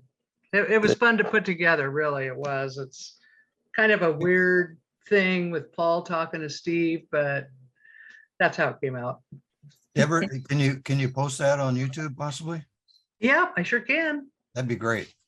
Yep, matter of fact, I already did. So Oh. I've How got do a you find it? presentation folder for all of you. As you're putting things in here, I noticed that you guys are giving me some documents. I'm going to make those available for everybody. So I'll send out you a link to my OneDrive so you can get a copy of everything you want. So Fantastic. It's great. So anyway, well, that concludes our formal presentation, and we have about 15 minutes. We can just visit if you guys want to. I'm going to have to jump off, but thank you so much for putting this together, Deborah. It's a lot of work to put something like this on. I understand that and very much appreciate you doing that. And it's really nice to see everybody else in the group.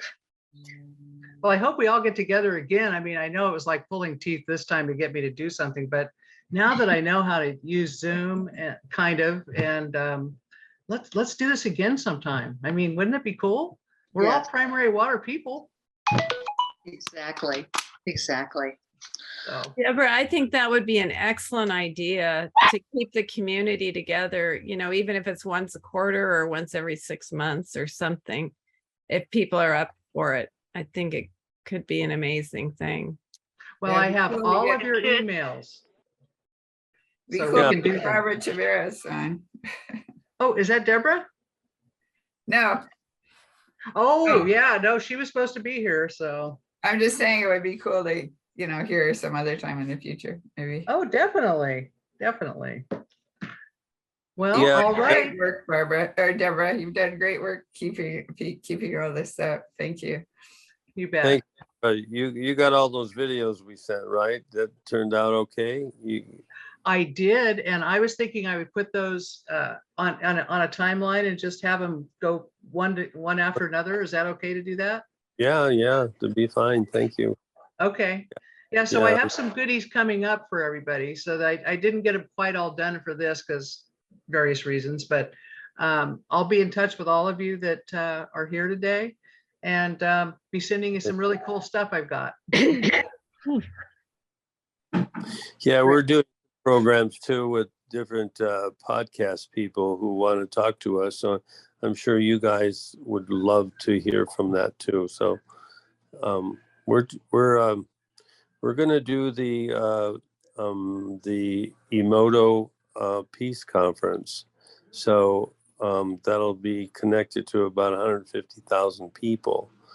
So I'll be mentioning you guys if we get more interviews from that, and maybe you'd like to check in on that, the Emoto Peace project. You could look that up. Okay. Do you have a program or anything?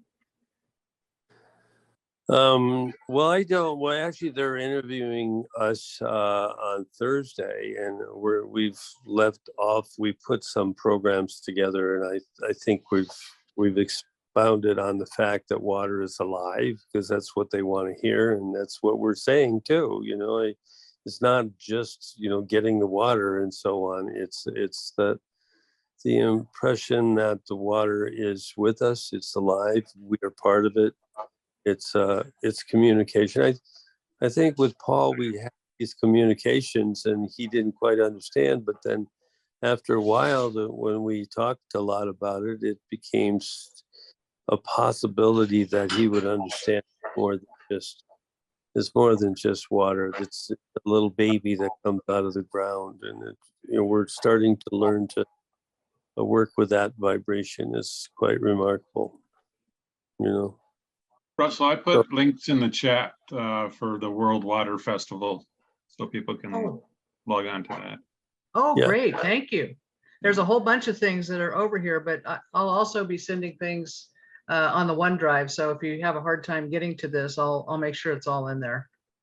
I got a feeling we're going to be working together. Really, I had a strong feeling, and it'll help each one of us and so on. I think this is important for us to understand. Chris is in the geometric, so the idea of primary water is in an equation that is even would impress even major scientists and so on. So all of this we're getting closer and closer to explaining this. And Paul had a lot to do with it. It's just so much. These inspirations are getting stronger as we go. Well, I know people are getting thirstier as we go, so it seems like we should be breaking through the barriers of considering that there is any water at all that's not groundwater. Yeah. Well, it's hard for people to do that, and we've been studying that as well. The chemical changes within people's brains, incapable of understanding a very simple an example of primary water. It's not easy to tell people that, because there's for 5 or 10 or 20, 100,000 years they've been only thinking water comes from the sky. It's ridiculous to think that there's only one place where it goes and where it comes, or whatever it is. It comes from within. It comes from within us, and so it also comes within this earth as well. It's made part where it comes from. I think this will help a lot of people understand the importance of water and the importance of bringing the two firmaments together. And Paul helped a lot with that. He sure did. I think it's important to emphasize the role of consciousness in primary water as well. That's a big part of what we're here doing with Clearwater Vision, is helping people understand the role of the waters in our bodies as how it reflects without. That all of this is really consciousness. That's really the key to bringing the primary waters to the surface without having to drill for it. Is it really is a matter of how we treat our own waters within our bodies, which is a reflection of the condition of the waters external.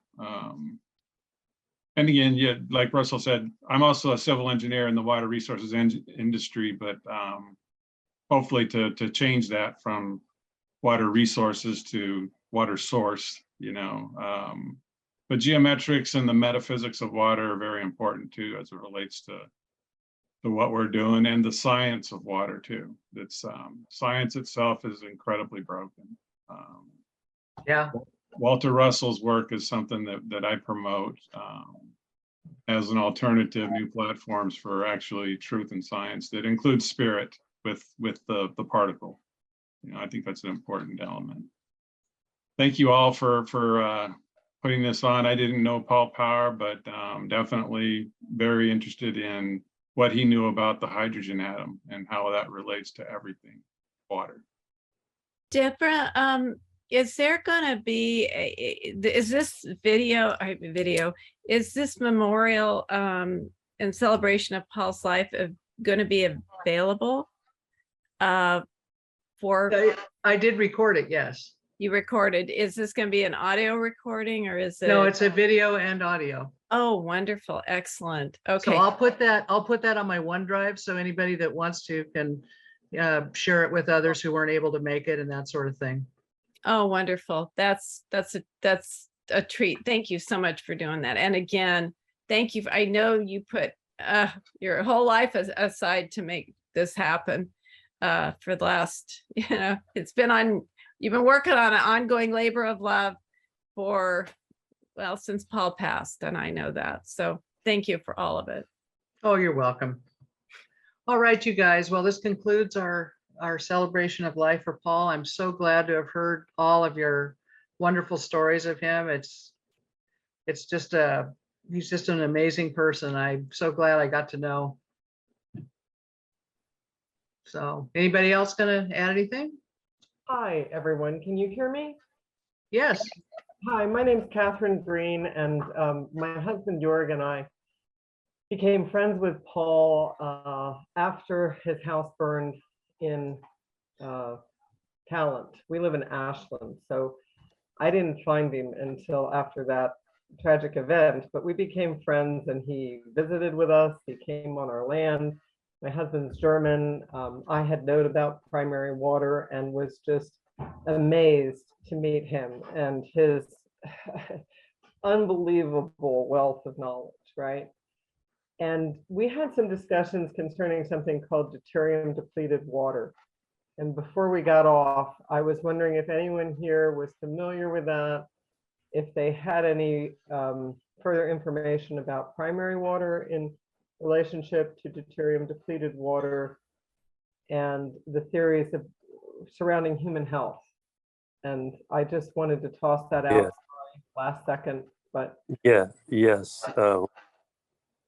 Chris, can you say something about that? Because yeah, absolutely. That's something that we're looking at as it relates to what depleted deuterium water is, the health benefits, but what deuterium does to DNA. It causes transcription errors in our DNA. Essentially, it's just deuterium is just an extra neutron in the water molecule that distorts the bond angles of the water. But we're absolutely looking at the connection between deuterium and actually mercury. Mercury being something, again, this is a metaphysical aspect of melancholia and why people can't see. But yeah, it's definitely something that's very forefront in what we're looking at. As it relates again to hydrogen, the hydrogen is the key to, is what all of everything really is at the very fundamental level is hydrogen. That's the role of the sun. And again, this isn't mainstream science. I understand. I mean, my interest comes from several different angles. So I'm aware of the mercury that we're all being subjected to in so many different ways, and particularly the injections for children, and how this generation is so profoundly damaged from all the vaccines that were full of mercury and aluminum. And I saw its effects in my daughter. I also lived in the Adirondacks and saw the mercury from the coal burning plants in Canada and other places affecting the lakes there and the wildlife habitat. And I work with Robert F. Kennedy Jr.'s group, Children's Health Defense, having to do with vaccine injuries. But water has been my primary interest, truly. And I also worked with Dr. James DeMeo. I don't know if any of you know him, but he had studied Wilhelm Reich's work and weather modification through orgone and cloud busters, and lived here in Ashland, and he just died as well. So we recently lost Paul. He was a new friend, but Jim was an older friend, and his wife Dasa and others. And there is this incredible wealth of knowledge that I'm very much interested in helping to preserve from these awarenesses that are believed by many to be not real, but we know they're real. It's like primary water, and also cloud busting techniques to help bring rain and to help bring moisture. Jim worked in Eritrea and filled lakes there over 3 winters of work. He broke up droughts in Namibia and Israel, but the mainstream scientists don't want to believe it, right? It's the same thing. It doesn't fit their concept of reality, and they can't expand their minds to see that we're in a living system all the way through water, orgone, everything. But we're very grateful to meet this group of people because of the work that everyone here is so engaged in bringing healthy water to human beings. There's nothing that could be more critical.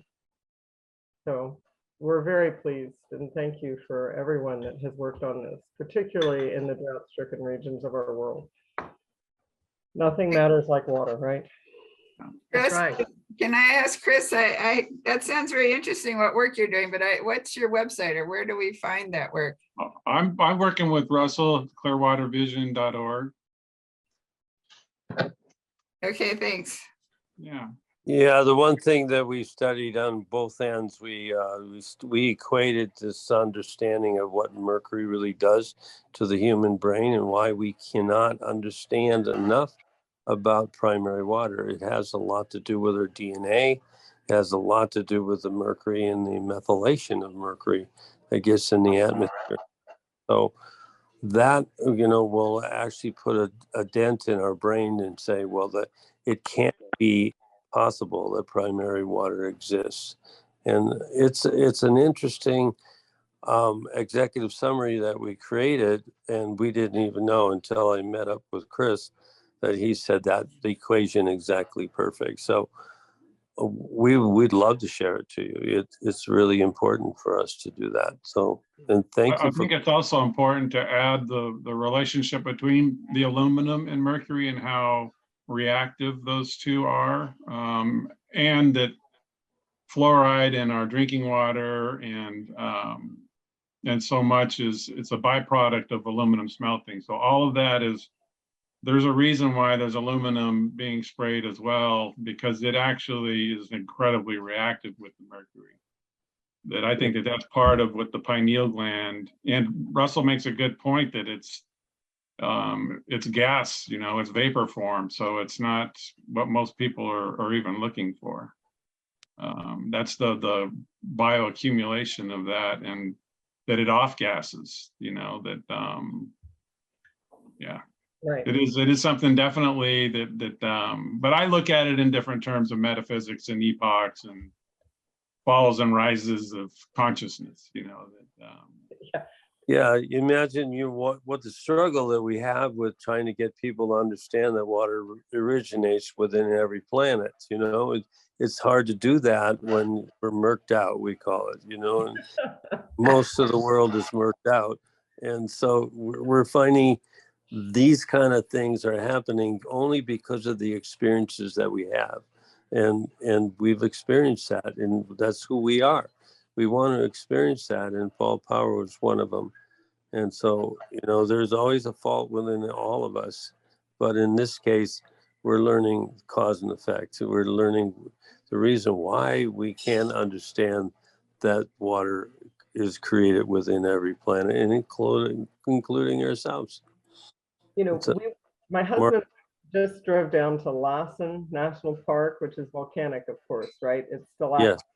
Yes, yes. And there's this one little creek that I put my hands in that was very cold and very clear, and I didn't follow it up to its source, but it would look to me like it would be perhaps a primary water spring that originates that creek. And just being in that water has an effect on people, and you want to drink it. The dog wants to drink it. I mean, everybody wants to get in it. And I think that it has this intrinsically healing quality to it. And I'm just wondering if one of those is the fact that it is a deuterium depleted source, and we just sort of intuitive. Yes, it is. It's true. And we're getting to a point where now we can measure it, but we didn't believe that we could. And so now with different people like Dr. Phil Brown and so on, Brown's gas machine, a lot of us study that and so on, and how with what Emoto was saying and doing. And so we're just stumbling into these informations, and just because we can't explore it enough, because we're not allowed to, in a sense, we can't. So there's just a few people on earth that, have stepped up on just enough for us to create this kind of awareness. It hasn't been easy, but we've been very grateful for everyone who has gone through this. Have you seen the John Ellis water machine? We actually bought one and deuterium tested it, and it does create deuterium depleted water. And in your own home, Yeah, that really is all about those bond angles. That's where structured water is why it's so important. It's all about the bond angle. And the deuterium distorts that bond because it's twice the mass of the hydrogen that's within the water, that it actually distorts where the adjacent molecules. If they don't have deuterium, it's all a distortion. And I want to add also the Walter Russell angle of this. I'm pretty sure, I know that Annie O is familiar with Walter Russell's work, but Walter Russell and Stephen Rees were contemporaries along with Nikola Tesla. And that's kind of where a lot of my work is in terms of truth and science. That those are the things that really need to be emphasized. Nikola Tesla, Walter Russell, Wilhelm Reich, absolutely. There's a lot of people that have come before that have truth and science. That's kind of what I'm here for, is bringing, to the degree that I even understand it, as a civil engineer, bringing these truths forward as a new foundation for scientific paradigm, because it really is, much of it is very controlled. It's not that it isn't known. Right. No, I hear you. It is controlled. Yeah. You know Foster Gamble's group and the Thrive? Oh yeah, very well, very well. Are they interested in this, and Nassim Harriman and others? I would think they would be. I've been trying to get them interested, but again, I haven't gotten a lot of traction now. Okay, just check. But it is through, I say through the metaphysics, I think that we're going to best approach Foster Gamble. That's kind of, in terms of truth and science too, because he's very much a proponent of that. Right, as are others. And perhaps I've been actually dealing with somebody named Randy Master, who knows Foster Gamble for a long time. That's who I was trying to go through. All right.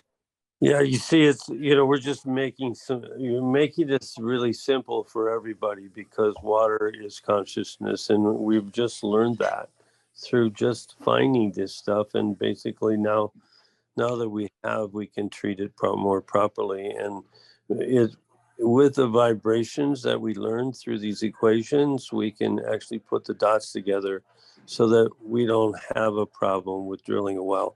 We don't have a problem with, the 200, the 300 or whatever it is. We're going to, understand the metaphysics behind it, and why water is important it wants us to love it. It wants us to love the water, and love is stronger than law. I also think it's important to understand that water evolved before life evolved. Water is something that it really is where all the memories, and this is why Dr. Emoto's work is so important, that he proved that words and emotions actually change reality. To understand that the water is what holds the memories. The water, there is no DNA without water. The memory is actually within the water. The water is the Akashic records, but I'm talking about the sacred geometry water, the platonic, the elemental water before the water we drink, but understanding that aspect of where all this comes from in terms of geometric and number, but this is really ancient stuff that has been suppressed fundamentally. That's why there's secret societies in the occult, is there's truths, very deep truths within that occulted information that it's time for it all to come out, no more secrets. And time for all of us to take responsibility too. That's the most important part, and where I'm coming from with the waters and how we treat our own bodies. That's very important, and not just what we drink and eat, but what we put in our eyes and ears, to understand that changes your frequency. And a lot of it's underlaying with frequencies we don't comprehend, especially with the 5G and now all the craziness with vaccines and what all that entails. That there's a lot going on right now that people don't have any awareness of. And the primary water is kind of the antithesis to all of that. That's really, I see that the primary water is what's behind this awakening, that the primary water is coming up and we're remembering who and what we are, because this is a grand cycle.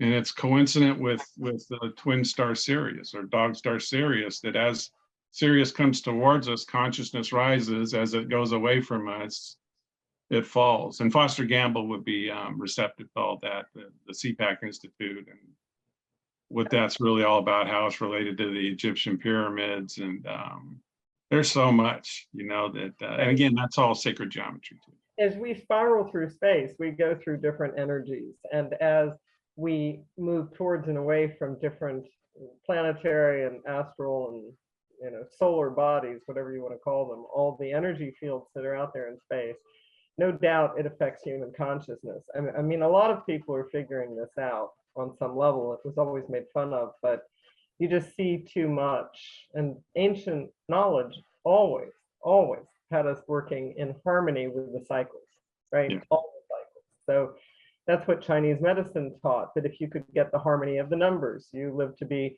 150 years old. You didn't start to age until post 100 because you were living in harmony with all that exists, right? And it is all there, in my opinion, to help us raise our consciousness. But this is a dark time. This is a Kali Yuga, and we're getting ready, I hope, to turn the corner. But yes, primary water is a huge part of this, and I've always been attracted to it. It was the Master Dowser who gave me the theory, and then I read on it, and I just about fell off my chair because it resonated with deep truths. Where did the oceans come from, frankly?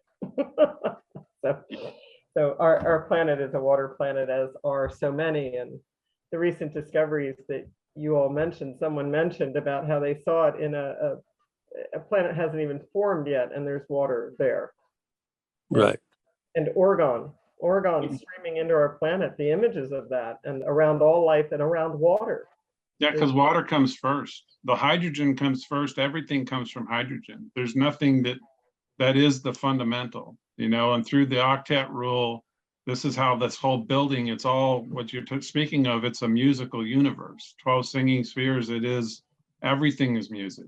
To really get what weather is and what the hydrologic cycle is, it's a harmonic process of balancing pressures and temperatures. But it is all fundamentally, again, numeric. The number comes before everything. But that's a hard sell, because people think numbers are the way, measure, and count, and they are for that, right? But that's not what they are in essence. In essence, number is related to time. you know, related to spin and fundamentally the feminine principle of circles, you know, but again, Chris is great. Yeah, I agree. Well, it's so lovely to meet all of you over. Likewise. But anyway, everybody here is very high level of understanding because of Paul Pauer. It really is. It takes that kind of character to push this kind of thing forward, and we're all one. We're all united here. And Chris, thank you for doing this. We have a fine group, you know, that will be open to everybody. It's so fun this time. As we get older, we begin to let go of so many things. You know, it's just amazing how this possibility, how and what Paul Pauer did to us so that he could touch our hearts, so he could work together with us. I believe that's where he is now, working together with us. You know, that's my belief. Well, just a piece aside, so we've had struggling with drought here in Southern Oregon. And after James DeMayo passed, it suddenly started raining.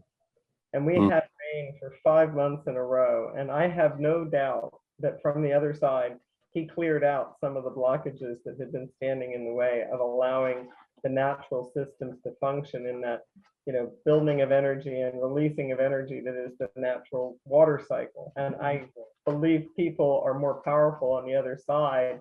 I think Paul will be helping us if we move forward, if any of this group moves forward in bringing more primary water to the surface, both in human consciousness and in the physical reality. So I have no doubt that he's there to help us. Oh, yeah. Come down here. We need you, LA. My daughter's in LA. Our daughter's in LA. So maybe one time we can meet, Ellen. That would be lovely. I was so interested to hear you talking about the river in Libya, because when I stumbled over that was another huge piece of information. Right. All right. Blessings, everyone. There's plenty of water in the Owens Valley. You know, we'll send it over to you. Okay. From LA.